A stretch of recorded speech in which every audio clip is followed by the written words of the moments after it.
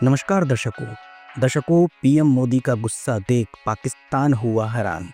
जी हाँ, जब से पीएम मोदी ने सेना को दे दी है खुली छूट, तब से पाकिस्तानी सेना में मच गई हलचल। जनरल आसिफ मुनीर के कई बड़े अफसर सेना छोड़ चुके हैं। आसिफ मुनीर की बेचैनी जनता को देखने को मिल रही है। पाकिस्तान में क्या सेना, क्या नेता, सबको मोदी का खौफ सता रहा है कि मोदी का अगला एक्शन होगा क्या, क्योंकि पीएम मोदी ने जिस तरह की तैयारी कर रखी है उससे पाकिस्तान खौफजदा है। पीएम मोदी ने सेना को खुली छूट दे दी है, साफ कह दिया है टाइम जगह सब चीज तुम चुनो। आप सोच सकते हैं कि सेना को खुली छूट देने का मतलब क्या है। सेना को खुली छूट मिल गई तो आप सोच सकते हैं पाकिस्तान का क्या हाल होगा और पाकिस्तान में बैठे आतंकवादियों और उनके आकाओं का क्या हाल होगा। दर्शकों, जब से पहलगाम में आतंकी हमला हुआ है, 26 निर्दोष लोगों की जान गई है, तब से ही मोदी जी गुस्से में, उनका खून खौल रहा है। उन्होंने इस तीनों सेनाओं के साथ मीटिंग करके, रक्षा मंत्री, गृह मंत्री, सबके साथ मीटिंग करके सेना को जो खुली छूट दी है, अब बस देखना है पाकिस्तान को कि मोदी जी कैसे बदला लेंगे। क्योंकि पहले ही उन्होंने कह दिया था कि आतंकी अगर पाताल में भी छुपे होंगे तो वहां से ढूंढ निकालेंगे। उन्होंने कल्पना नहीं की होगी ऐसी सजा देंगे। जी हाँ, वहाँ के पूर्व प्रधानमंत्री जेल से भी अपना भाषण दे रहे हैं कि पीएम मोदी को भारत को सोचना चाहिए और शांति से बात करनी चाहिए, लेकिन शायद वो ये भूल गए कि शांति से बात करना तुमने ही ठीक नहीं समझा।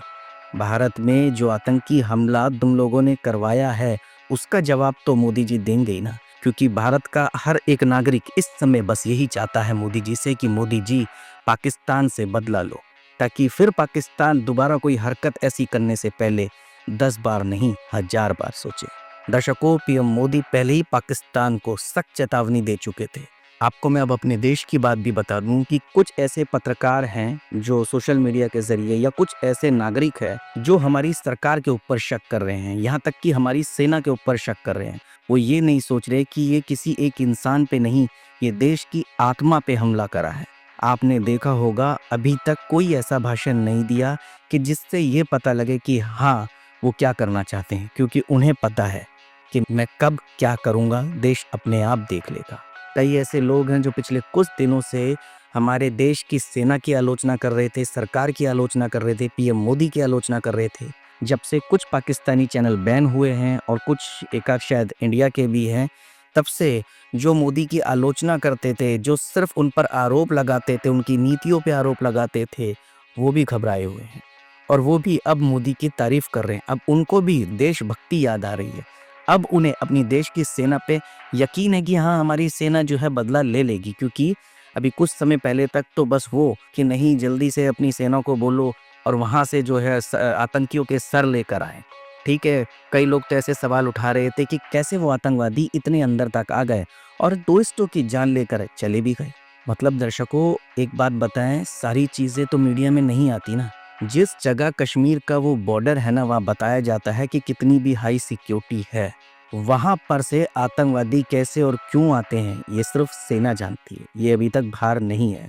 और वहाँ बताया जाता है कि वो एक एरिया ऐसा है, और मैं आपको बता दूं इसको बहुत अच्छे तरीके से मेजर गौरव आर्या ने समझाया है। उन्होंने एक चैनल पर पूरी डिटेल दी है कि हाँ, किस प्रकार से आतंकवादी आ जाते हैं देश में इतनी सेना होने के बावजूद भी। आप उनको सुन सकते हैं, क्योंकि कई लोग तो सिर्फ सवाल उठाते रहते हैं, उनको करना तो कुछ है नहीं। उनको तो ऐसा लगता है कि बस सामने खाना पड़ा और खा लो, मतलब इतना ईजी। दर्शकों, वो हमारी सेना है जो बॉर्डर पर खड़ी है और डट के खड़ी है। आप यकीन करेंगे जो सीज फायर हो रहा है इसमें लगातार मुंह तोड़ जवाब दे रही है हमारी सेना। अभी भी पाकिस्तान हमें गिदड़ भक्की तो दे ही रहा है, लगातार सीज फायर का भी उल्लंघन कर रहा है, लेकिन सेना उन्हें मुंह तोड़ जवाब दे रही है। और अब सोचो, मोदी जी ने तो खुली छूट दे दी, अब क्या करेगी सेना? अब यही करेगी सेना जिसका इंतजार आपको करना है। बस सेना की बहादुरी पर शक मत करो, आप बस इंतजार कीजिए। उन 26 निर्दोषों की जान जो गई है उसका बदला पीएम मोदी भारत लेकर रहेगा, हमारी सेना लेकर रहेगी। और मैं सभी उन लोगों से कहना चाहता हूँ, अभी आपने देखा होगा एक लोक गायिका जो लगातार पीएम मोदी के ऊपर सवाल उठाती ही जाती है, हमारे देश की सेना भारत पे भी उन्होंने सवाल उठाए। और आपको मैं एक बात बता दूं, पर्टिकुलर वो जो लोक गायिका है वो लगातार सिर्फ और सिर्फ एक पार्टी पर ही सवाल उठाती है, भारतीय जनता पार्टी पर। कई बार मैंने देखा है वो सिर्फ और सिर्फ उन्हीं को टारगेट करती है, उन्हीं के ऊपर गाने बनाती है।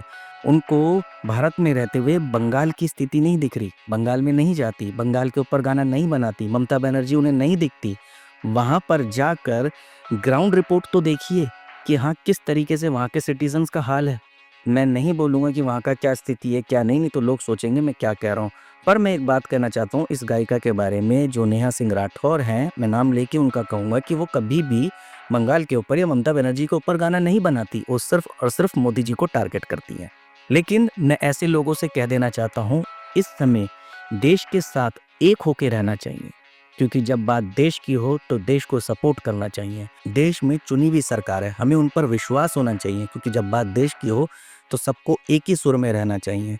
आपको अपनी सेना पे, अपनी सरकार पर यकीन होना चाहिए। कम से कम इस तरीके का हमारे भारत पे हमला हुआ है, आप उन पर विश्वास तो कीजिए कि हमारे प्राइम मिनिस्टर, हमारी सेना, हमारा भारत उनसे बदला लेगा। आप उन पर ही आरोप लगा रहे हैं।